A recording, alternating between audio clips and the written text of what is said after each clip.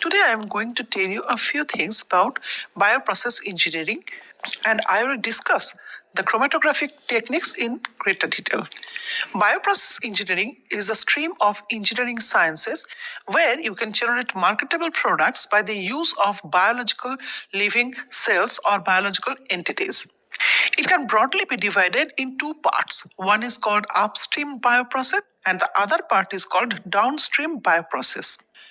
In upstream bioprocess, we can follow a few steps to select, modify, enhance, and develop the living entity which can be used for making the marketable product. After generation of the product, we have to purify that before marketing it. In downstream bioprocess, we follow all the steps by which we can purify our desired product and make them ready for the market. Usually, the purification part of the downstream bioprocess engineering involves various types of chromatographic techniques. So today I will discuss various types of chromatography. The term chromatography is derived from the Greek words chroma means color and graphein which means to write. The method was developed by the Russian botanist Mikhail Tsvet. He developed the technique and coined the term chromatography. He used it primarily for the separation of plant pigments such as chlorophyll, carotenes, and xanthophylls. Since then, different types of chromatographic techniques have been developed which are useful for many separation processes. These processes are so important that more than 12 Nobel Prizes have been awarded till date. Chromatography is a technique for separating the components or solutes of a mixture. It is done on the basis of relative amounts of each solute distributed between a moving fluid stream, that is called a mobile phase, and a non-moving stationary phase.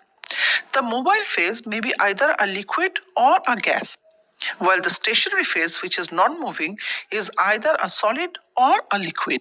The mechanism of separation depends on the kinetic molecular motion of the solutes present in the mixture. Kinetic molecular motion continuously exchanges solute molecules between the two phases. For a given molecular species, the ratio of the time spent in the moving phase and in the stationary phase is equal to the ratio of its concentrations in these two phases, known as the partition coefficient. During operation, a mixture of the solutes is introduced into the system in a confined region or a narrow zone. Usually that is called the origin or the line of sample addition or the spotting line, whereupon the different species are transported at different rates in the direction of fluid flow. The driving force for solute migration is the moving fluid, that is the mobile phase, and the resistive force is the solute affinity for the non-moving phase, that is the stationary phase. The combination of these two forces as manipulated by the analyst can produce the separation. Now, chromatographic techniques can broadly be divided in three classes. The first one is thin layer chromatography or TLC. Here, the stationary phase is a thin layer of chemicals supported on glass or plastic or aluminum plates. The next category is paper chromatography or PC. Here, the stationary phase is a thin film of liquid supported on an inert support like paper. And the third category is column chromatography. Here, the stationary phase is packed into a glass column. It can again be divided in 5 major categories: adsorption chromatography, hydrophobic interaction chromatography, ion exchange chromatography, gel filtration chromatography, and affinity chromatography. Now I will discuss all these one by one. Thin layer chromatography. As I have told, a thin layer of chemicals are supported on glass plate. Here in the image you can see that the TLC plate is put inside a chamber which is called the TLC chamber. The mobile phase is a liquid here.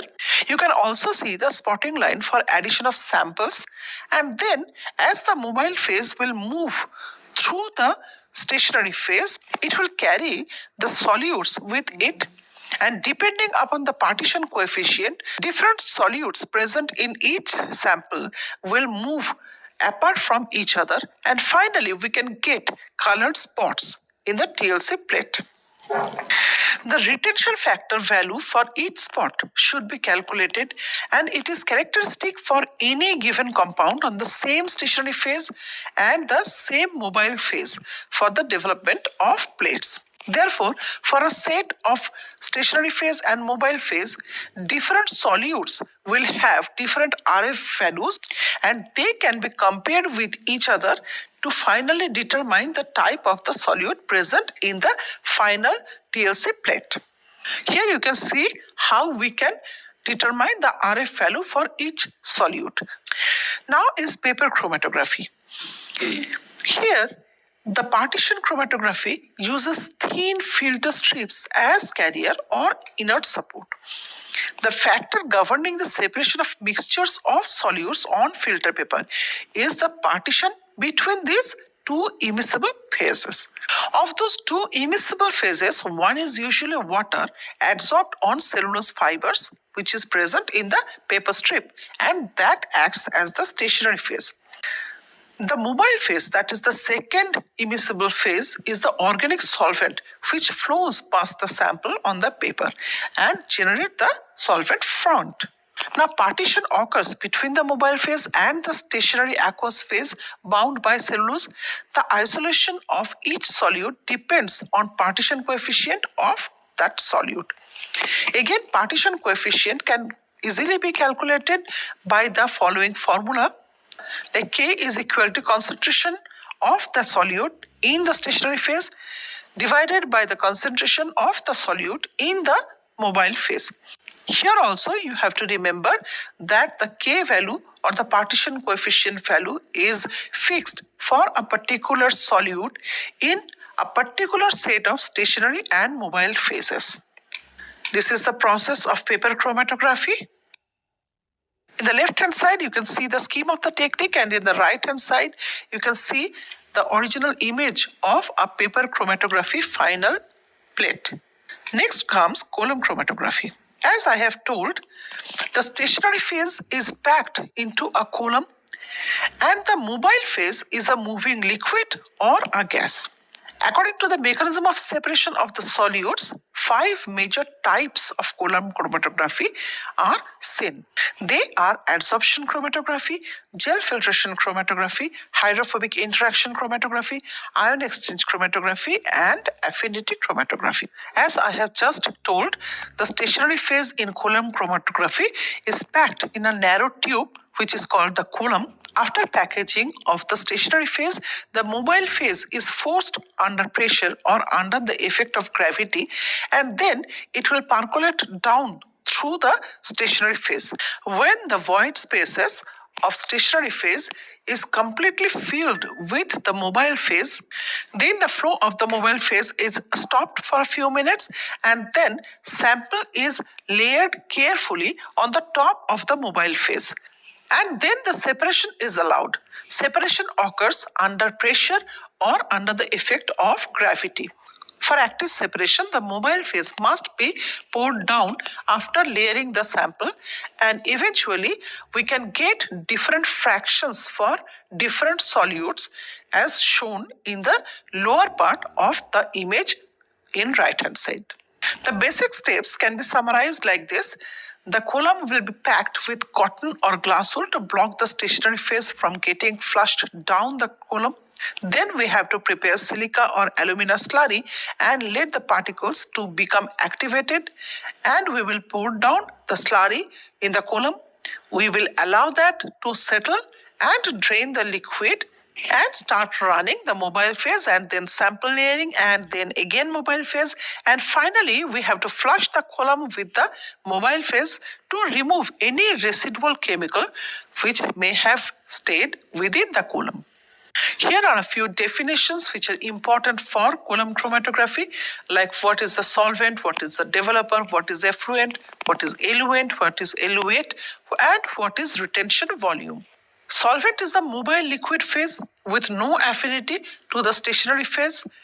The developer is any liquid which is needed for more affinity towards the stationary phase than the solvent, but less than the solutes, and just capable to move them through the column. This thing can again be considered as a type of mobile phase. Effluent. Any liquid that passes out of the column is called an effluent.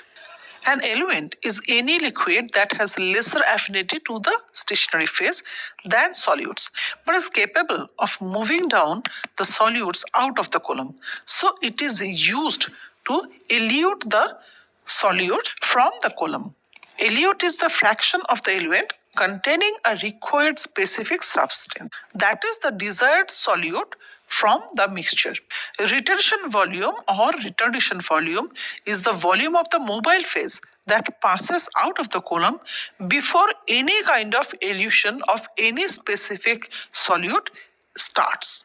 After separation, the elution of the separated molecule can be done by two broad techniques. One is called isocratic elution. Here, the addition of a solvent mixture of fixed composition during the whole process is performed.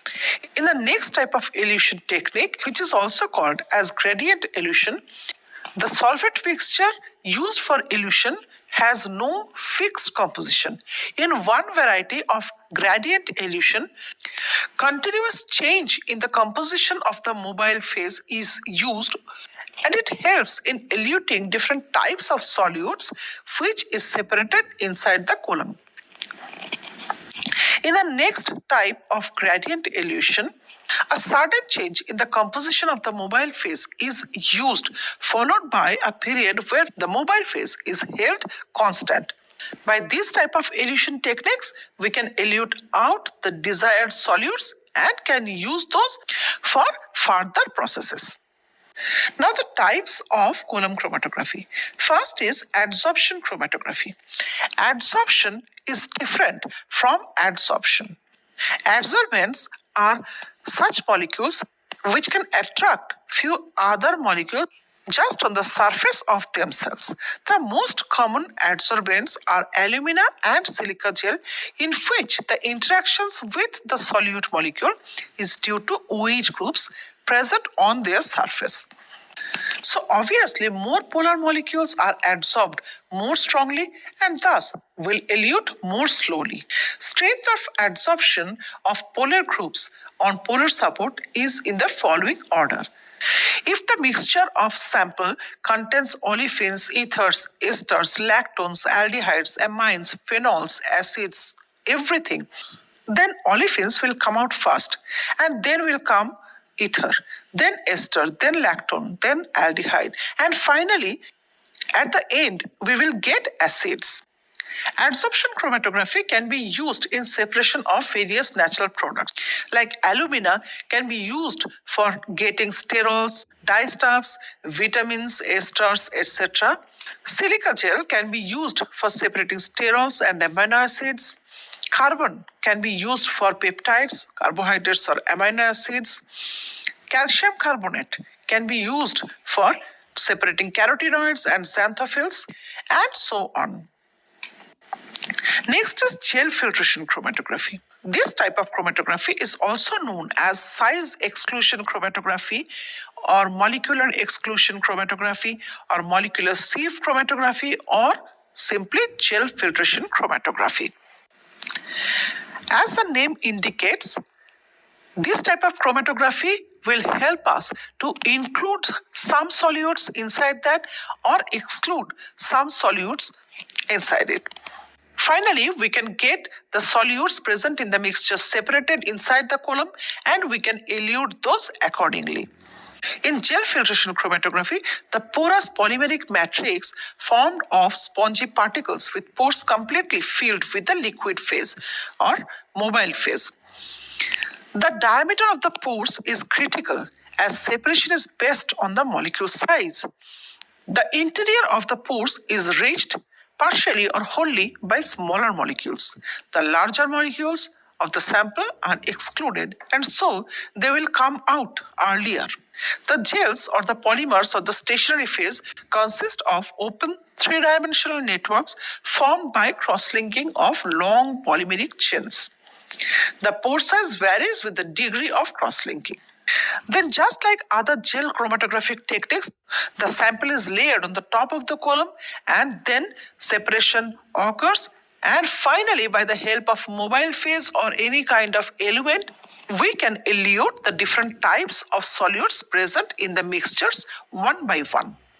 Next is hydrophobic interaction chromatography. The interaction between the hydrophobic molecules in an entropy-driven process based on the second law of thermodynamics is used for hydrophobic interaction chromatography. It explores the interaction between hydrophobic regions of proteins and hydrophobic ligands present on the chromatographic column. Proteins with higher hydrophobicity will bind more strongly to the ligands present in the stationary phase, while less hydrophobic proteins or more hydrophilic proteins will bind less strongly. So during elution, we will get the hydrophilic proteins first, then the medium proteins, and then finally we will get the hydrophobic proteins as our eluent. The next variety of chromatography is ion exchange chromatography. In ion exchange chromatography, the stationary phase contains one kind of charge, say for example, positive charge. In ion exchange chromatography, the gel matrix is a kind of resin which carries fixed charges, and these charges are not exchangeable. And this stationary phase contains mobile active ions which are called counter ions, which are loosely attached to the matrix. These loosely attached ions can be exchanged with the similar kind of ion present in the sample. For example, the fixed charges are positive, the mobile active ions or counter ions are negative. Now, when a sample is poured for separation process, all the solutes which contains negative ions and present in the sample, they will substitute the counter ions, that is the negative ions present as the counter ions in the stationary phase.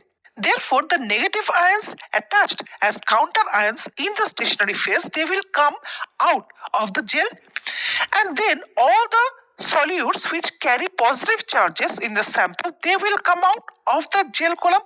And finally, when we will add some kind of eluent which also contain negative ions and has greater affinity for binding with the positively charged ions present as fixed charges in the stationary phase, will come out. Therefore, first we will get all the counter ions which are negative ions out of the column. Then all the positively charged solutes, they will come out of the column. And finally, when we will add some eluent which contains negatively charged ions, they will help us to get the negatively charged solutes out of the column. Next is affinity chromatography. It uses biological interactions to separate and analyze some sample components. It's a powerful method for purifying specific molecules or groups of molecules from complex mixtures. A support medium such as cellulose beads is used as the stationary phase. A substrate or coenzyme is bound to support medium so that the reactive groups are exposed. Here in this image, you can see that the chromatographic support matrix contains the red flags, which may be antibodies, which may be some type of substrate or enzyme or coenzyme, etc. Now the sample will be added. Then all the sample molecules which can bind with a specific binding part of the fixed antibody or coenzyme or substrate, etc., they will be retained within the column, and everything else will come out of the column. Then when we will add some eluents which can replace the bound molecules, we can get extremely purified solutes out of the column. As the picture shows, the green molecules will come out of the column after elution. Affinity chromatography is highly specific, so we can get highly purified molecules from this. So that's all for today. If you have any question, you can write those in the comments. Till my next video, stay healthy, stay safe, stay tuned. Bye.